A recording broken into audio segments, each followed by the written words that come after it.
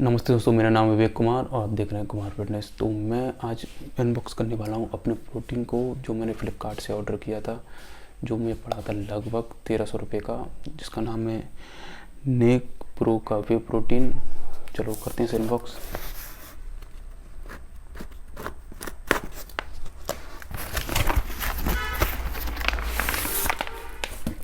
कुछ तरह की इसकी पैकिंग है और नेक प्रो का परफॉर्म वे प्रोटीन कॉन्सेंट्रेट। चलो इसमें पीछे देखते हैं क्या है। इसमें मिलती हैं आपको 30 सर्विंग और एक सर्विंग है इसकी 33 ग्राम की, जिसमें मिलती है आपको 23 ग्राम प्रोटीन और असेंशियल अमीनो एसिड 10.58 ग्राम और कंडीशनल असेंशियल अमीनो एसिड 8.26 ग्राम और नॉन असेंशियल अमीनो एसिड 4.71 ग्राम और BCAA 5.13 ग्राम।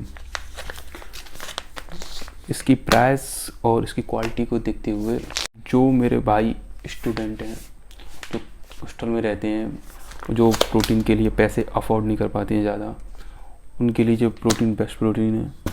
पर्सनली मुझे तो बहुत अच्छा लगा और आपको भी अगर अच्छा लगे तो आप ले सकते हैं। और वीडियो अच्छी लगी हो तो लाइक करें, कमेंट करें और जिसको भी इस वीडियो की ज़रूरत हो उसे शेयर करें।